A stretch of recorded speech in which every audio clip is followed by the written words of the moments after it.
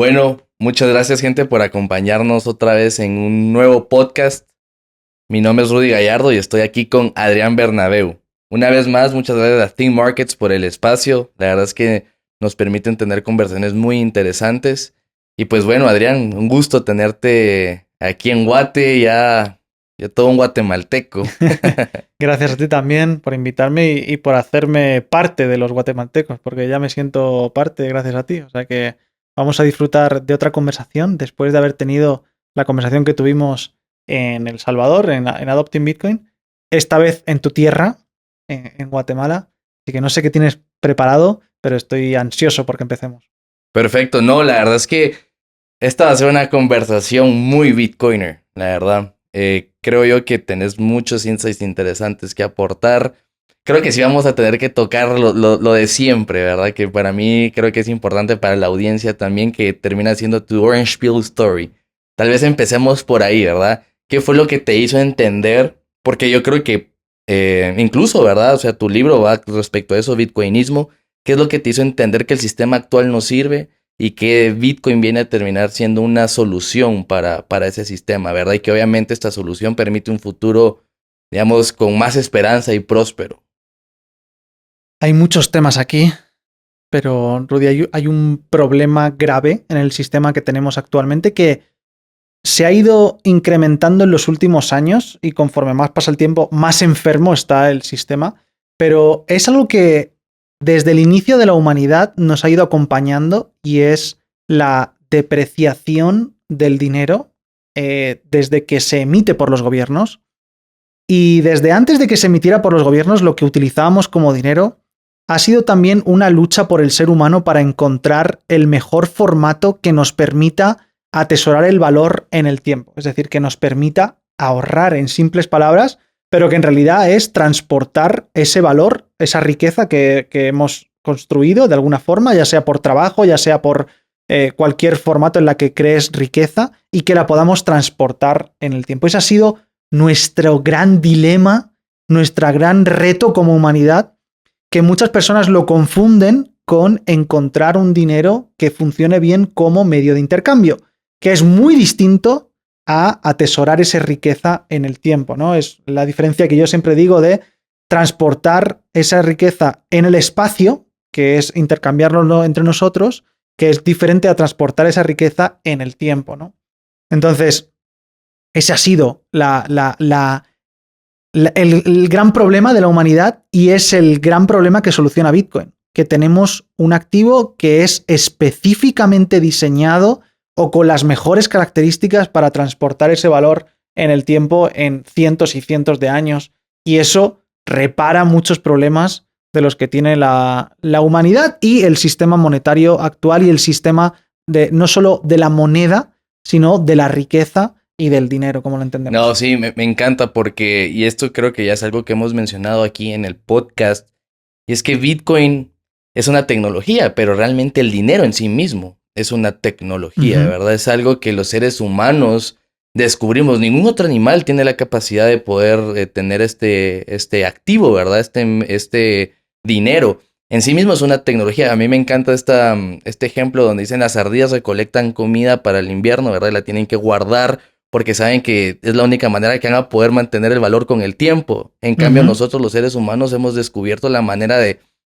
producir y reservar ese valor con el tiempo, no tener que tenerlo en especie. Es como un pescador que logra pescar 3 pescados, pero solo va a comerse 2 o 1. ¿Y qué va a hacer con el otro? ¿Lo va a guardar o tal vez dice, bueno, tengo este dinero donde lo puedo guardar para después, para consumirlo después? Entonces no sé qué pensás de ese concepto.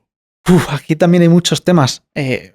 Por supuesto, el sistema económico que nosotros tenemos es mucho más complejo y efectivamente, comparándolo con otros seres vivos, entendemos que desde el inicio de la vida,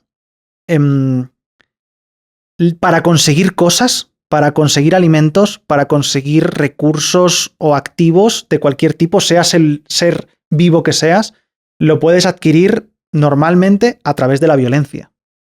De ahí nace la forma en la que pues, los seres se comen a otros seres o en la que hay guerras entre pues unas concentraciones de seres vivos con otras concentraciones, tribus, pero no solo de humanos, sino también manadas que quieren guardar los recursos, ¿no? O que quieren proteger su vida al final, que son esos alimentos. Entonces siempre ha estado en conflicto. La violencia es algo que está presente siempre y cuando haya recursos limitados que se quieran construir sobre ellos. Y el ser humano ha inventado algo, que de ahí nace la economía, que es, hey, en lugar de violentarnos, vamos a colaborar.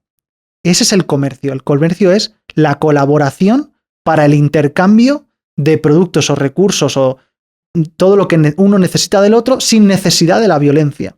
Eso es maravilloso. Solo hay dos formas de conseguir las cosas, a través de la violencia o a través del comercio.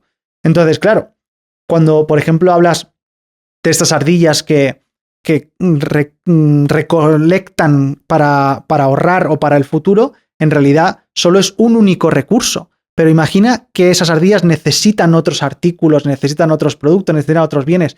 Ahí nace el comercio. Ellos no tienen comercio porque en ese caso solamente se alimentan de ese único recurso, pero el ser humano necesita de muchos otros bienes y ahí es cuando empieza el comercio para poder... y también, como tú bien dices muchas veces, bueno, no sé si lo habrás comentado en otras ocasiones, que es la especialización, que es lo que también explica la escuela austriaca, la escuela de Salamanca, que en realidad lo que nos dice es cuando empieza la especialización de la producción de ciertos recursos, permite la mejora de esa especialización y el comercio es mucho mejor, porque incluso se reducen los costes.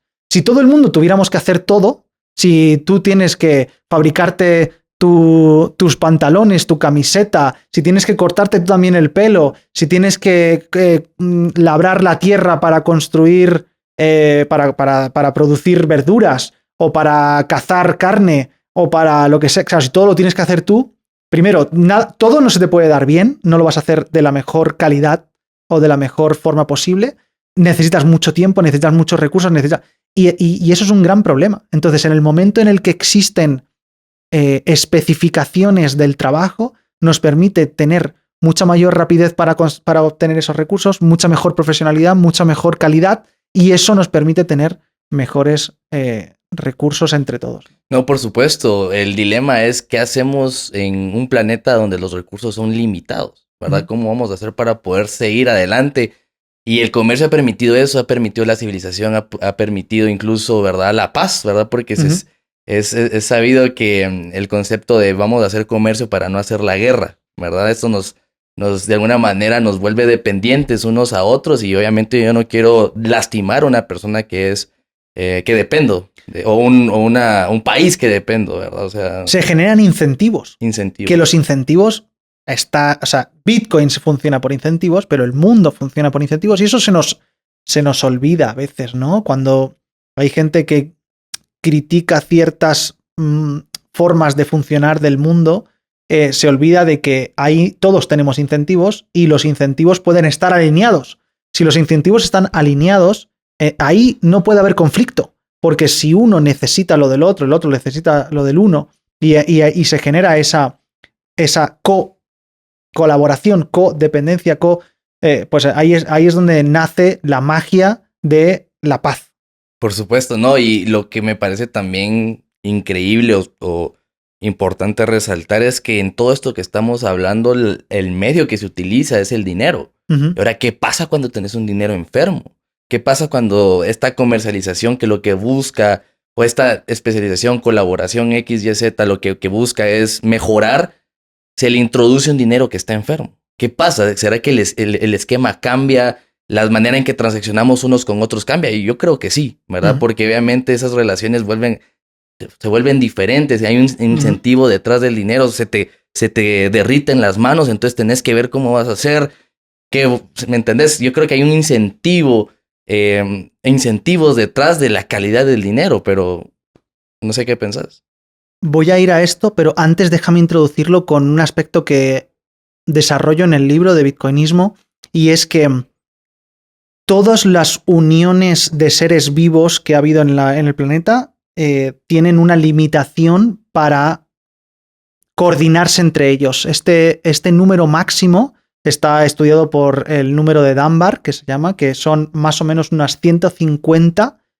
No hay más números de animales juntos que se colaboren entre sí de más de 150 miembros, pero el ser humano ha conseguido romper las barreras de los 150 humanos en colaboración por lo que se le llaman las ficciones colectivas. Las ficciones colectivas son, por ejemplo, la religión, la política, un país, una raza, algo que nos una como una ficción que todos entendemos que nos une o que gran parte entiende que se une, entonces se van creando uniones de más de 150 personas que están unidos y que colaboran para con otros o contra otros o de una forma diferencial con el resto de los que se sienten unidos. Y la mayor ficción colectiva que ha habido en el mundo es el dinero. El dinero es aquello que hay mayor número de personas de acuerdo con esa cosa que nos hemos inventado, que es el dinero, ¿no? No hay tanto número de personas coordinadas como con la realidad del dinero. Pero ¿qué pasa si esa supuesta realidad del dinero está enferma, como bien dices, ¿no?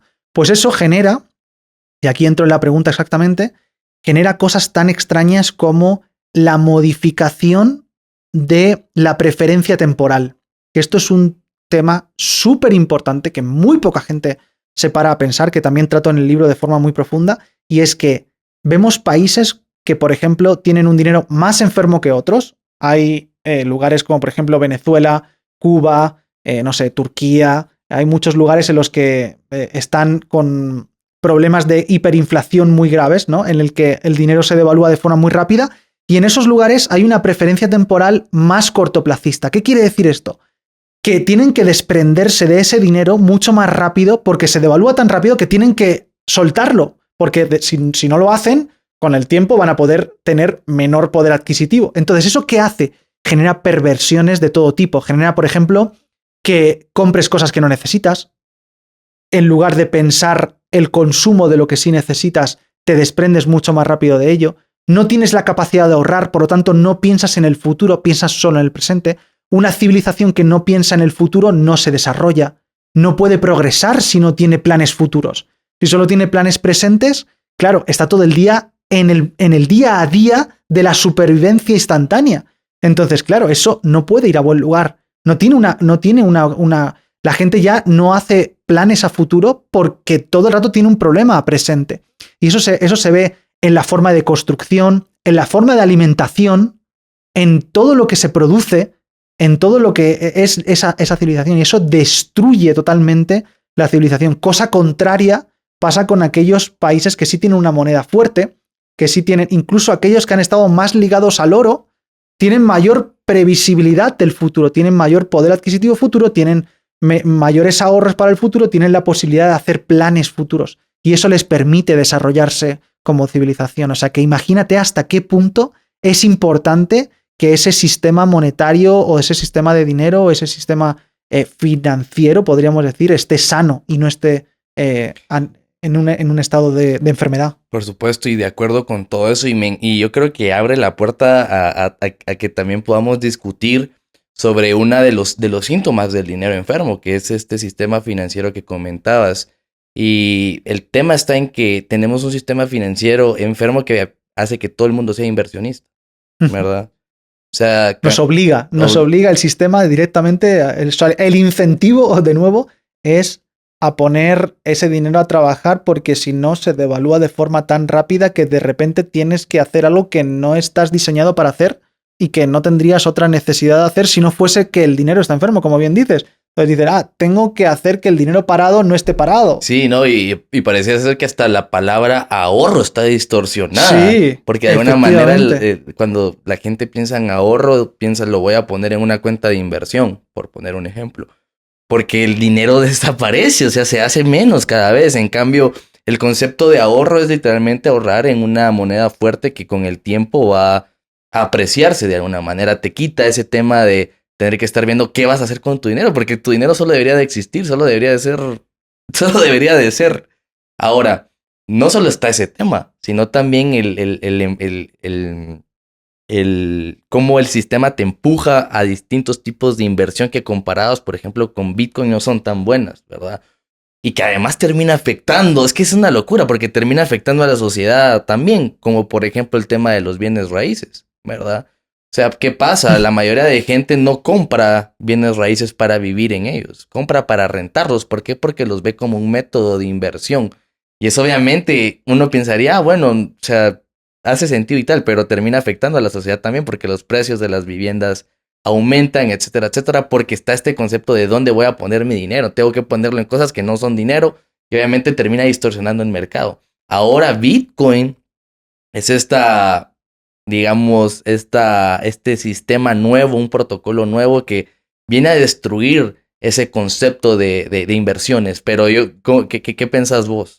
O sea, estoy totalmente de acuerdo contigo, Rudy. De hecho, estos temas los he comentado en muchos lugares, que efectivamente ese sistema es tan perverso que, por ejemplo, tú ya has abordado el tema de los inmuebles, del mundo del real estate, básicamente porque, claro, la gente compra más casas, o al menos quienes pueden compran más casas de las que necesitan. Eso aumenta los precios para las personas que sí necesitan esos inmuebles, pues no pueden acceder a ellos. Aunque sí veo positivo que se alquilen viviendas, porque si no hay personas que no pueden comprar esas viviendas y por lo tanto no tendrían quizás dónde vivir, y porque hay personas que no quieren comprarse una vivienda, que simplemente quieren vivir de alquiler. Supuesto. Y eso es algo positivo, pero sí es verdad que distorsiona el hecho de que muchas personas lo tomen como una de las mejores vías para invertir. Eso es un problema muy grave, porque claro, pues por temas de demanda y oferta, si la oferta es más limitada o va más lenta en la creación de nueva oferta, de creación de nueva... Y claro, y hay mucha demanda de golpe, pues eso distorsiona los precios, pero también hay distorsión de precios en el mundo de la bolsa, de los stocks, de todo lo que tiene que ver con lo que cotiza, ¿no? Con las acciones que cotizan. Básicamente porque muchas veces cuando se crea dinero, que es uno de los grandes problemas que estamos hablando aquí, en el momento en el que se emite ese dinero, a los lugares donde antes llega ese dinero es justamente a las bolsas. Entonces, todo el tiempo estás beneficiando a aquellos que sí tienen acceso al mundo bursátil, al mundo de las acciones, y sobre todo estadounidense. Entonces, a quien más beneficias normalmente, pero de todo el mundo, no solo a la moneda dólar que se crea y que llega primero, sino que todo el planeta también entiende que esos stocks son los que más se aprecian, ¿no? Todo el mundo subsidia el mercado bursátil americano. Exacto, entonces a todas las tecnológicas les llega dinero de todo el planeta y entonces los que están invertidos o los que tienen la capacidad de estar invertidos, porque gran parte del mundo o no está bancarizada, y aquellos que están bancarizados no todos tienen la capacidad de acceder al mundo de la bolsa, y no todo el mundo tiene tampoco los conocimientos para eso, porque también tienes que tener ciertos conocimientos y no todo el mundo, o sea, entonces eso va limitando un montón de clases sociales que solamente beneficia esa nueva creación monetaria a una pequeña brecha de la población, y al resto lo va distanciando cada vez más. Y al principio hay gente que diría, es por culpa de la bolsa, pero no es realmente, el origen es la creación de dinero. Y eso genera luego incentivos de todo tipo, que es la propia enfermedad. El origen de la enfermedad es la creación ilimitada de, en este caso, dinero. Sí, quiero llegar a tocar el tema de la desdiversificación que te comentaba la vez pasada, pero también, ¿verdad? Me parece muy importante resaltar ese tema. Es que ni siquiera todo el mundo tiene acceso a la bolsa, claro, ¿verdad? Pero la mayoría de gente tiene acceso al Internet. Que eso también, el Internet vino a democratizarlo, si lo querés ver así, ¿verdad? Entonces, ahora que la gente tiene acceso a Internet, tiene acceso a Bitcoin. Mucho más fácil de tener acceso a un stock, ¿verdad? En cambio, por ejemplo, Bitcoin termina siendo accesible 24/7, donde tengas una señal de Internet. Y a mí, por ejemplo, me parece un fun fact de mí es que yo nunca he comprado una acción en mi vida, ¿verdad? O sea, yo solo he comprado Bitcoin, y parte fue eso. Porque la primera vez que quise invertir en bolsa, las trabas eran muy, muy, muy altas, y los mínimos muy altos, y los costos de transacción muy altos. Entonces yo decía, bueno, ¿qué voy a hacer con mi dinero? O sea, Bitcoin, ¿verdad? O sea... Lo que pasa es que hay gente que no conoce Bitcoin o que lo entiende como algo más riesgoso, cuando en realidad no tiene nada que ver con esto. El riesgo siempre va asociado al conocimiento. Cuando no tienes conocimiento sobre algo, todo te parece de mayor riesgo, y cuanto más conocimiento tienes, menos riesgo supone. Y efectivamente lo que decía es por bajar números a tierra, para que nos hagamos una idea, los 8.000 millones de personas que somos en el mundo, que esto también lo profundizo en el libro, hay más o menos unas 2 millones, perdón, 2.000 millones, de los 8.000 millones, 2.000 millones no tienen acceso, de los 2.000 millones tienen acceso al mundo bancario. O sea, el resto, más de 6.000 millones, no tienen acceso al mundo bancario. Pero 5.000 millones sí tienen acceso a Internet. O sea, hay más personas con acceso a Internet que a agua potable, que eso es muy loco. Es decir, hay tribus incluso en África que tienen una pequeña antena en la aldea y que tienen la capacidad de tener acceso a Internet, pero quizás no tienen agua potable cercano y tienen que andar kilómetros y kilómetros para poder ir a por agua. Y también es muy curioso que ahora, hablando de Bitcoin, tienen la posibilidad, hay servicios de mensajería con SMS, con mensajes... Machancura, por ejemplo. Claro, que puedes enviar Bitcoin sin Internet. Esto es muy loco. Hay gente que dice, ya, bueno, eso de Bitcoin, si se va a Internet... No. Ahora tienes la capacidad también de enviar Bitcoin sin Internet. No. Y hay muchas otras formas también. En realidad también podrías hacerlo, yo siempre digo que por carta postal, podrías hacerlo incluso por señales de humo si te apetece, o muchas otras formas, porque en realidad es texto. Tú lo que transmites es texto. Y ese texto puedes convertirlo en todas las formas de mensajería que existen, incluso por una paloma mensajera si te apetece. Por supuesto. No, y antes de llegar al tema de la desdiversificación, un punto antes también es la falsa sensación de propiedad privada, ¿verdad? Que la cuestión está que incluso cuando crees que sos dueño de algo, no sos dueño de nada, ¿verdad? Una cuenta bancaria, en jurisdicciones ni siquiera el real estate termina siendo propiedad de una persona. Las stocks terminan siendo un activo financiero que estás confiando en la contraparte. Siempre existe ese riesgo de contraparte. Entonces, todos estos esquemas de propiedad realmente también no se comparan con Bitcoin, ¿verdad? Bitcoin te da la capacidad de tener una propiedad privada absoluta. Efectivamente, hay uno de los capítulos que le llamo la superstición de la propiedad privada porque veníamos tergiversando ciertos conceptos que hemos aprendido de una manera falsa. O sea, es como si hago recurrencia, alusión al libro de Orwell de 1984, que él habla de que se impregna en la sociedad la palabra guerra, pero con la palabra paz. Si tú tergiversas constantemente una palabra, puedes hacer entender que algo que entiendes de una manera en realidad es la contraria. Y en este sentido, habíamos entendido siempre la propiedad privada de una manera distorsionada. No era realmente propiedad privada, era un sucedáneo. Era algo que aparenta ser propiedad privada, pero que en realidad no lo es, porque si todo lo que está a expensas de otra persona o de otra entidad, o de que tú tengas que otra persona tenga que aceptar tu propiedad, o que no te lo pueda, o que te lo puedan confiscar, o que te lo puedan bloquear, o que lo que sea, entonces no es tuyo finalmente. Por ejemplo, voy a poner, o sea, cuando tú vas a tener una herencia, no sé si en Guatemala es igual, pero en España, cuando tú vas a heredar algo, en realidad tú tienes que pagar unos impuestos por esa herencia, y si tú no pagas esos impuestos, en realidad no llega esa herencia. Por ejemplo, una propiedad inmobiliaria o algo de ese estilo, si tú, antes de que esté a tu nombre, tú tienes que pagar impuestos de esa proporcionales a ese inmueble. Y si no, no te llega. Es como casi una mafia que bloquea esa propiedad que se supone que además tu familia ya ha pagado impuestos por ello y que ya ha trabajado por ello y que ya le pertenece, pero se queda bloqueado en un lugar hasta que pasa a tu titularidad. Entonces, ¿cómo podemos entender que eso realmente es una propiedad? No es tu propiedad. Si alguien puede bloquearlo por ti, no es tu propiedad. Si alguien puede cambiar el registro de la propiedad en un inmueble, no es tu propiedad. Si el banco te puede congelar el dinero, no es tu propiedad. Si así sucesivamente con absolutamente todo, excepto con Bitcoin. No, incluso el mayor problema del oro fue ese, ¿verdad? Que en última instancia lo que tuviste que hacer fue confiar en un tercero para poder moverlo con mayor facilidad, porque no es tan fácil de transferir, digamos. En cambio, Bitcoin viene a resolver esto.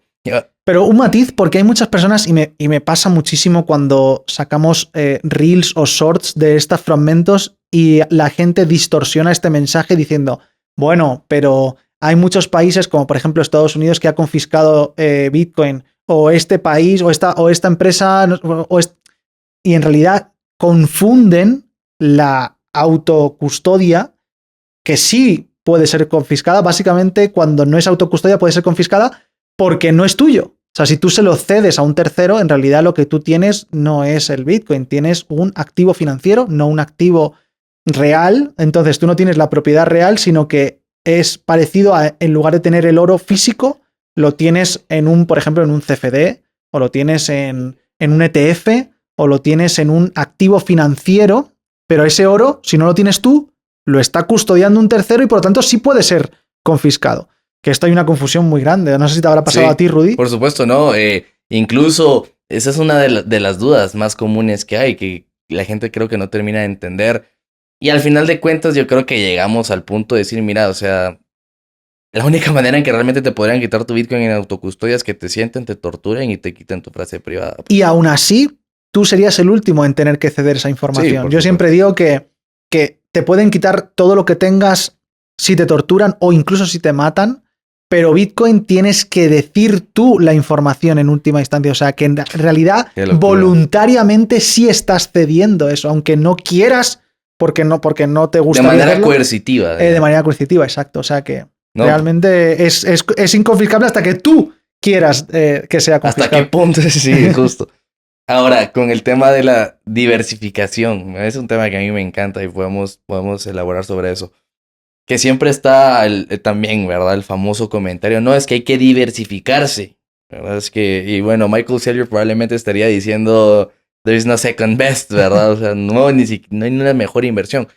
Pero un concepto que me vuela la cabeza es como si una persona, por ejemplo, tiene un portafolio, si el 5% empieza siendo Bitcoin, en 10 años va a terminar siendo el 50% de su portafolio. O sea, te desdiversificas sin que lo querrás. Efectivamente, esto es muy interesante porque también lo cuento en el libro. Y yo era el primero que siempre decía, hay que diversificar, es importante separar los huevos en diferentes cestas, esta movida que siempre se dice. Pero claro, solo tiene sentido hacer eso cuando partes desde el desconocimiento, ¿no? Si no tienes conocimiento sobre lo que haces, dices, bueno, pues como no tengo ni idea de lo que hago, mejor lo pongo y así intento perder menos. Pero este concepto que has dicho es muy importante y lo desarrollo también en el libro, que en realidad ese 5% que empiezas teniendo en Bitcoin, porque la mayoría de carteras ahora, los fondos de inversión y los analistas expertos dicen, si pones un 1% de Bitcoin en tu cartera, reduce el ratio de Sharpe y además te mejora la rentabilidad. Claro, ¿y qué tal si pones un 2? Pues resulta que también mejora un poco. Y si pones un 5, pues mejora más. Claro, y entonces ese 5% que se termina ampliando, como tú bien dices, por la revalorización de Bitcoin, pero el problema es que muchas de esas carteras están diseñadas para que siempre tengan los mismos porcentajes. Entonces aquí entra el problema, porque si tú tienes determinado que tu cartera tiene que tener un 5% de Bitcoin, un 10% de oro, un 40% de variable, ¿no? De renta variable o de stocks, también de emergentes, no sé qué, y de renta fija y todo eso. Pero claro, si tú tienes que mantener esos porcentajes porque tu cartera está diseñada de esa manera, claro, quiere decir que tú estás vendiendo constantemente para revaluar, para rebalancear esos porcentajes. Si Bitcoin se revaloriza, tienes que estar vendiendo proporcionalmente para reducirlo de nuevo a ese porcentaje y comprando de otros que han ido peor. Entonces estás constantemente destruyendo tu propia rentabilidad porque estás vendiendo los mejores para comprar los peores. Estás vendiendo lo que mejor te va para comprar lo que peor rentabilidad ha tenido. Y así todo el tiempo. No, sí, y bueno, obviamente esto también va en una perspectiva de aquel inversionista. Pero desde el punto de vista de la persona que tiene un trabajo y que es lo que desea hacer, que tiene quehaceres y es lo que desea hacer, la inversión se vuelve en un segundo plano, ¿verdad? Y el ahorro viene a formar parte de la ecuación. Y ahí es donde también yo creo que Bitcoin termina beneficiando a las personas, porque si vos tenés un trabajo común y corriente y lo único que querés hacer es prever para el futuro y ahorrar, no hay mejor activo para hacerlo que con Bitcoin. No solamente te da ampliar tu poder adquisitivo, tu capital, sino que también te va a permitir hacer lo que te gusta. O sea, trabajar, compartir y tal vez hasta en un punto retirarte por eso mismo. Que es un cambio de perspectiva completamente distinto, que vos también lo mencionas en tu libro con respecto a esta posibilidad de una nueva clase social. Sí, porque Bitcoin en realidad es lazy money, es decir, es aburrido y es simple cuando lo entiendes. No tienes que estar analizando empresas para saber qué balances tienen y cuál es su proyección de futuro y si han cambiado la directiva para saber si realmente el CEO ahora tiene una visión más especial o todo tipo de productos financieros complejos. Al final hay muchos productos financieros muy difíciles de analizar que no todo el mundo tiene el tiempo ni las ganas y en cambio Bitcoin es simple. Bitcoin es lo que es, sus fundamentales siguen siendo los mismos, independientemente de que a veces su precio cambie, independientemente de que en el corto plazo haya mucha volatilidad, en el largo plazo ya sabemos la dirección y los fundamentales son los que son. Entonces no pasa lo mismo con las alternativas o todos los otros activos que pueden ir modificándose. También hay algunas excepciones como el oro sigue siendo el mismo, sigue teniendo las mismas características, pero quizás sí cambie en otros recursos como por ejemplo la oferta, en otras características como la oferta.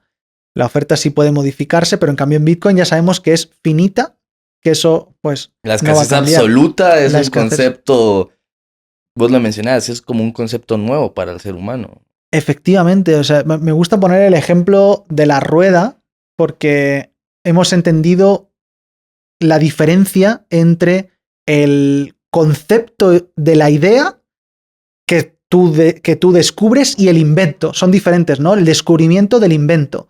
El descubrimiento, en realidad, es darte cuenta de que existe en el mundo la circunferencia, por ejemplo. Y ese es el concepto de la circunferencia. El concepto en Bitcoin es la escasez absoluta. Ese es el concepto. Pero ¿cómo se materializa la circunferencia? Bueno, con la invención de la rueda. Se inventa la rueda, estaba el concepto, estaba el descubrimiento, pero no estaba la invención. La invención de la idea, coges la circunferencia y la materializas en la rueda. Y el concepto de la escasez absoluta está materializado en Bitcoin. Bitcoin es la escasez absoluta como utilidad, como activo, como herramienta, que ya estaba como concepto, en la humanidad ya existía el concepto de escasez absoluta, pero no había algo materializado en escasez absoluta hasta la creación de Bitcoin, ¿no? Y esto cambia a la humanidad de muchas formas. También que no te he seguido el hilo antes con el tema de las clases sociales, porque efectivamente cambia también las clases sociales gracias a esa escasez, gracias a esa escasez absoluta, permite que haya mucha posibilidad de modificación de clases gracias a que hay algunas partes de la sociedad que lo están ignorando, personas que ya están en una situación pues ventajosa o con esos beneficios del sistema enfermo que le ha beneficiado en muchos aspectos por estar cerca de la creación monetaria o por haberse beneficiado de esos incentivos perversos o porque ha creado riqueza de forma lícita, también puede ser, no tiene por qué ser por algo, puede ser porque realmente ha trabajado mucho y ha conseguido hacer mucha riqueza, pero si ignora Bitcoin, como el mundo está cambiando, todos los activos del mundo, toda la riqueza actual se deprecia respecto a Bitcoin. Entonces va a tener un incentivo a que si no hace caso a Bitcoin, si no mira a Bitcoin, si no presta atención a Bitcoin, si no está en Bitcoin, toda su riqueza se va a depreciar respecto a Bitcoin. Entonces, aquellos que tienen ahora muy poquito en Bitcoin, pero que realmente sí están prestando atención a Bitcoin, sí generan tiempo en Bitcoin y sí hacen todo lo que pueden en riqueza en Bitcoin, aunque ahora parezca poco, respecto al resto de riqueza, se va a ir desprendiendo con mayor rapidez cada vez más, ¿no? Entonces eso genera una modificación de las clases sociales de forma muy grande. No, sí, a mí me parece curioso ese concepto de materializar un concepto. Claro. O sea, una idea. Una idea. Es como las ideas de Platón, ¿no? Sí, Platón, exactamente. O sea, vos me estabas diciendo eso y era lo que yo estaba pensando. Desbloquea también el concepto de capital digital, ¿verdad? O sea, incluso todas las shitcoins que hoy existen no podrían existir si no hubiese existido, valga la redundancia, ese capital digital inicial, ¿verdad? Todo ese mercado no hubiera podido existir si no hubiera este pristine capital, ¿verdad? Ahora, yo creo que podemos ir a adentrarnos a algo que quiero que desarrolles, por favor, el concepto de Bitcoin como un ser vivo. Yo quiero que realmente te tomes el tiempo para desarrollar esa idea. Que lo tenés en el libro también, ¿verdad? Sí, hay un capítulo dedicado solo a explicar los motivos por los que Bitcoin podría suponer el primer ser vivo digital. Siempre habíamos pensado en el primer humanoide o algo parecido a un humano que sea, por ejemplo, Robocop o Terminator o ese tipo de películas que nos muestran... O I'm Robot, la de... Efectivamente, ¿no? Son formatos que nos imaginábamos de cómo sería ese primer ser vivo que sea realmente robótico, digital, ¿no? Pero quizás nunca se haya planteado que podía ser de esta manera, como una especie, no solo, yo digo digital, pero en realidad también tiene su parte física, también tiene un corazón bombeando, porque son bloques cada 10 minutos que bombean, es energía, todo lo que está vivo tiene energía. Bitcoin consume energía, tiene tiene que alimentarse, todo ser vivo tiene que alimentarse. Bitcoin se alimenta de la energía. En realidad, nuestros recursos cuando nos alimentamos, cuando comemos cosas, en realidad estamos consumiendo energía para poder movernos, para poder tener pues todo lo que necesitamos a nivel metabólico, ¿no? También tenemos una capacidad de reproducirnos. Bitcoin también se va reproduciendo, cada vez tiene más nodos, cada vez está en más partes del mundo, ¿no? Tiene también esas posibilidades de reproducción, de metabolismo también, porque también va evolucionando. Bitcoin no es el mismo que cuando nació, es como un ser vivo que va creciendo, y va creciendo no solo en vida, en tiempo, sino también físicamente y también en cuanto a mejora. Va mejorando. Bitcoin es mejor que antes. Tiene más capacidades de todo tipo. Se autorregula. Tiene, ¿cómo se le llama? El ajuste de dificultad. No, pero me refiero a nivel metabólico, a nivel físico. Nosotros tenemos, como no... La homeostasis. La hemostasis, exacto, que menos mal que lo has dicho, Rudy. Tenemos una homeostasis. Puse atención en mi clase de biología. Claro, nosotros tenemos una homeostasis en cuanto a nuestro humor, porque el humor es el líquido. O sea, de hecho, por eso cambiamos de humor. De ahí viene nuestro cambio de humor, en realidad es cambio de líquidos. De si tenemos más serotonina o más falta de, no sé, de hierro o de otro tipo de componentes en nuestro cuerpo que nos hacen estar más cansados, más activos, más énfasis. Todo eso es nuestra química. Y en este caso, Bitcoin también se regula en esa dificultad. Cada 10 minutos, si hay más capacidad de cómputo, menos capacidad de cómputo, más transacciones, menos transacciones, si se colapsa la red o no, o si hay más transacciones que quieren entrar en el bloque y se ajusta también el SAT por byte, es decir, el coste de las transacciones. O sea, está vivo, constantemente está vivo, todo el tiempo. Y lo que tal vez la gente no entiende ese concepto es que no hay una intervención directa en Bitcoin. O sea, no hay nadie que diga que esto va a ser así, esto va a ser así. Realmente todos estamos usando Bitcoin a la merced de Bitcoin en ese sentido, ¿verdad? Yo voy a usar Bitcoin, el espacio de bloque, el precio que me dé Bitcoin. Y no es que yo le esté, mira, ¿será que me puedes hacer descuento? Bueno, puedes hablar con los miners y hacer ciertos negocios ahí, pero de alguna manera igual interactúan con la red, el ajuste de dificultad. Y me parece también curioso el tema de, digamos que la ficción siempre habla de un ser vivo digital que de alguna manera no tiene relación con el ser humano. Uh-huh. Que no hace sentido, porque si además que el ser humano te creó, esa desvinculación parece rara. En cambio, hay una,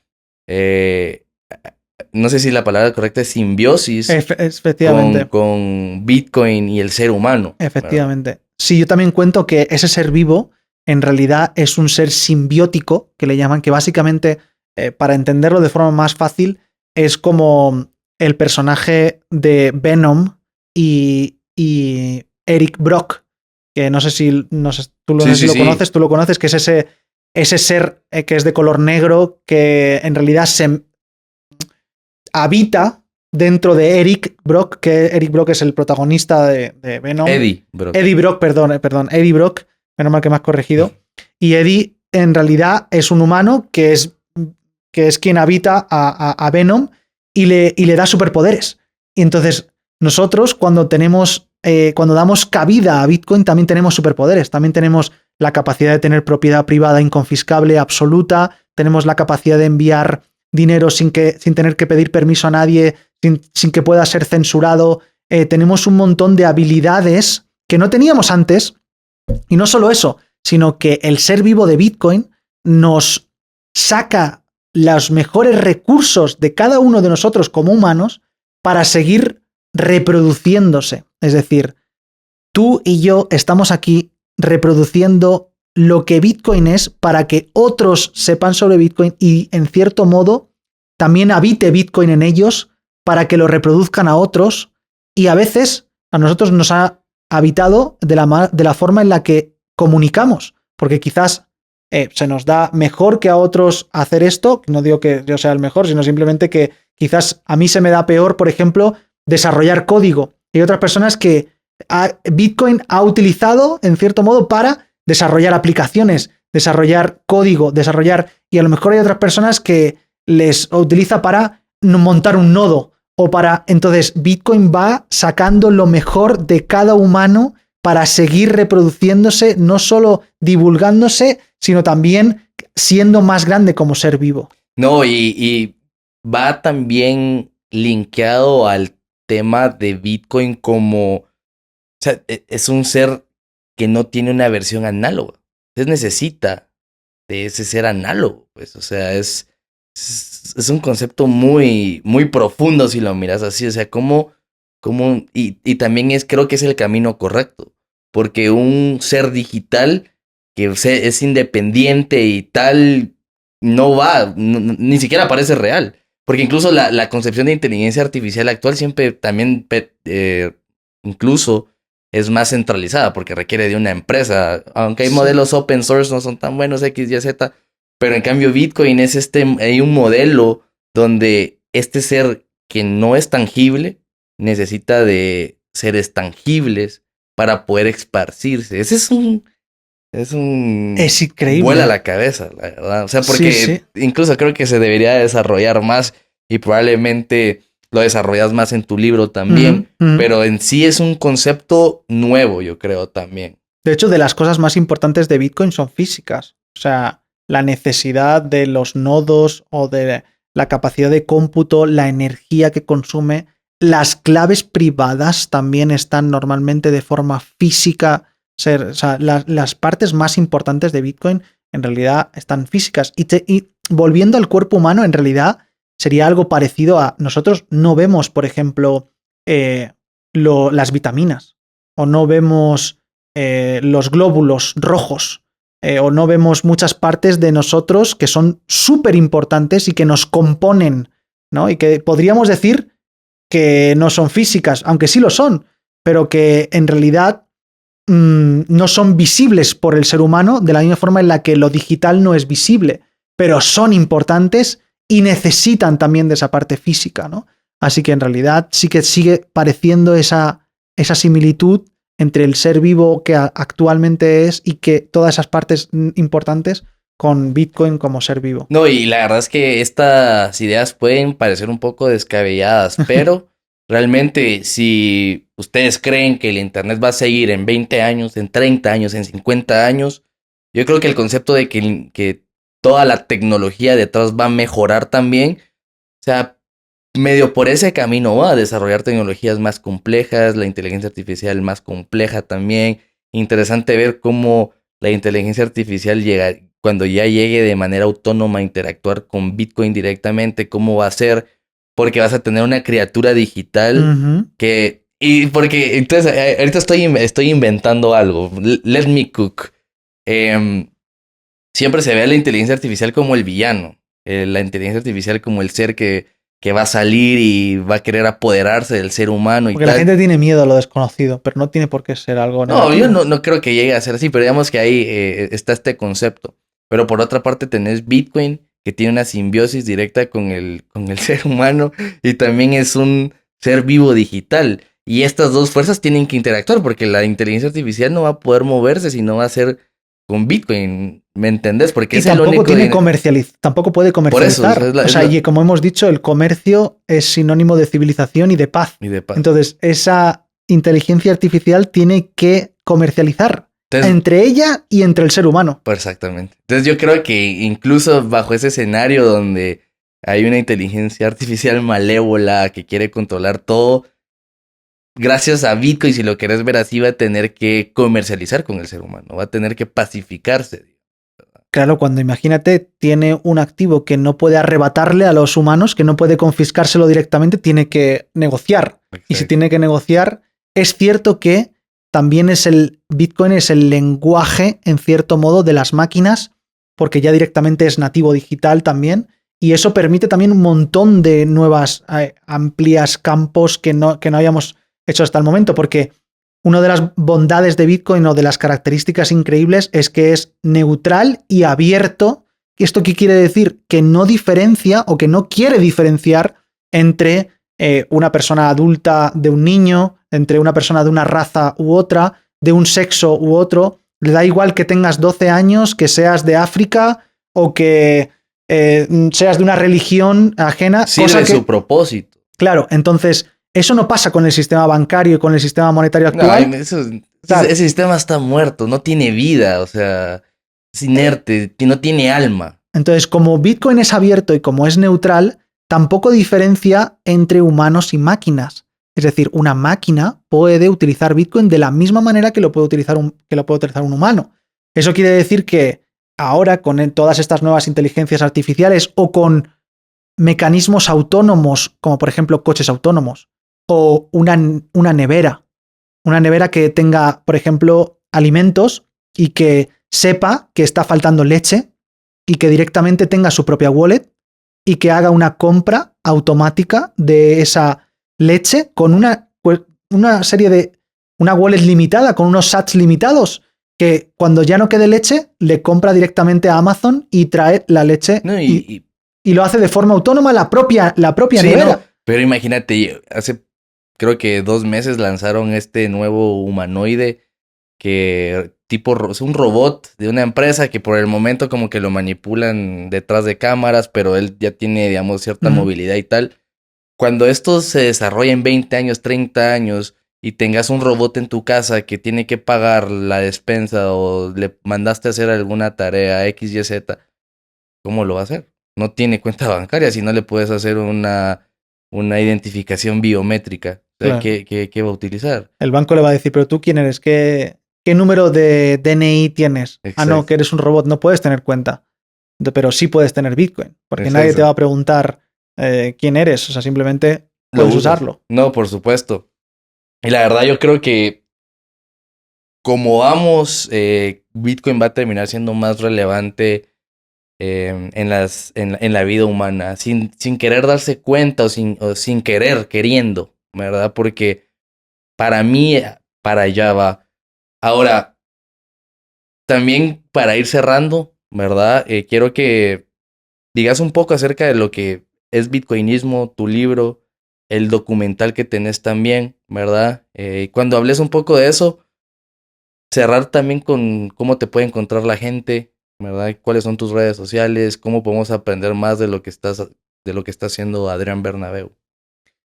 Voy a resumirlo muchísimo. Básicamente, el documental Inconfiscable es una puerta inicial para cualquier persona que tiene ciertas barreras a la hora de iniciarse en Bitcoin y que sea de una forma muy sencilla, muy amigable, muy amena, que pueda ver una película en casa y que aprenda de Bitcoin al mismo tiempo. Entonces son 47 minutos en el que vas a poder aprender lo más importante o lo inicial de Bitcoin. Si te interesa, si te gusta y quieres profundizar más, tienes el libro, que en el libro se profundiza muchísimo más, y en Bitcoinismo realmente tienes todo lo que necesitas saber sobre Bitcoin, incluso un poco más de lo que necesitas en un principio, Y las personas que ya habéis profundizado en Bitcoin también vais a encontrar muchas cosas, y Rudy te lo puedes corroborar, que también habrás visto que hay cosas que no están en otros lugares o que no son tan accesibles por la mayoría de gente, o que te descubre algunas detalles históricos o detalles relacionados con Bitcoin que probablemente la mayoría de gente relacionada con Bitcoin que ya conoce Bitcoin quizás no ha podido encontrar en otros lugares. Entonces ahí vas a poder encontrar mucho más información sobre Bitcoin, poder empezar a tener tu propia custodia sobre Bitcoin, cómo puedes involucrarte en Bitcoin. El libro se llama Bitcoinismo, la era de la riqueza inconfiscable, y con este mismo nombre, Bitcoinismo, o con mi nombre, Adrián Bernabeu, me puedes encontrar en todas las redes sociales, en todos los lugares, si quieres pues seguir encontrando contenido que no sea solo el libro, de forma gratuita. Hay horas y horas y horas y horas en YouTube, en Instagram, en X y en todas las redes sociales.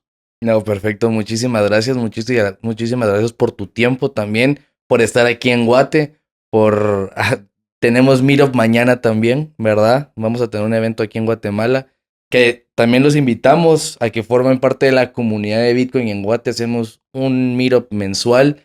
Traemos invitados como Adrián a los Meetups. Es igual un tiempo bastante ameno de networking, aprendizaje. Tenemos bebida, comida. Entonces, la verdad es que para mí los Bitcoin Meetups son hermosos. Y obviamente, ¿verdad? Para poder seguir nutriendo en temas de educación, pueden encontrarme a mí también en mis redes sociales como BullishGT en Instagram o BullishGuate en Twitter. Y con gusto me escriben ahí, les pasamos el link para la comunidad e información también de lo que estamos haciendo en Guate. Pero las comunidades son lo mejor para poder empezar, porque estás con gente no solo a través de la pantalla, sino de forma física, y no solo tienes concentración de información, sino también la capacidad de poder compartir con otros. Yo he aprendido siempre muchísimo en todos los meetups en los que he ido, y los inicios ayudan mucho a estar con gente que hable tu mismo idioma, digamos, o que hay otras personas de tu círculo que no están metidos en ese mundo, que no les interesa quizás lo mismo que a ti, y en esos lugares sí que encuentras. Así que mañana, que vamos a estar también en la Universidad Francisco Marroquín, están invitados todos. No sé si será tarde después de ver este episodio, pero será muy interesante poder ver quizás el vídeo grabado de la Universidad Francisco Marroquín, lo que tenemos allí planeado. Sí, por supuesto, ¿no? Y la verdad, yo estoy muy obsesionado actualmente con ese tema de la capa social de Bitcoin, ¿verdad? Cómo las comunidades son parte crucial de todo esto. Y por eso, gente, apoyémonos.